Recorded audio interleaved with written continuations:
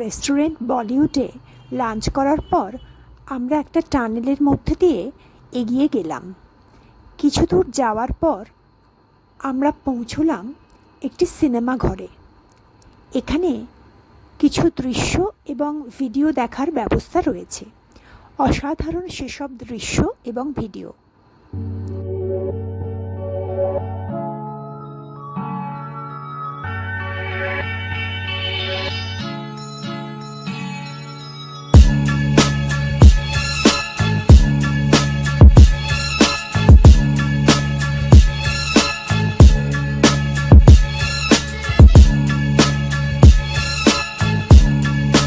সিনেমাঘর থেকে বেরিয়ে আমরা এই লিফটে করে ওপরে উঠলাম।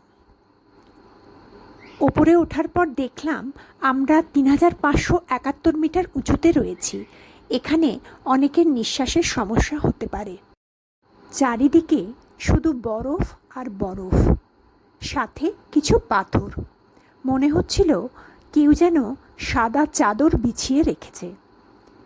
আমরা অল্প হলেও কিছু পাখিকে দেখতে পেয়েছিলাম।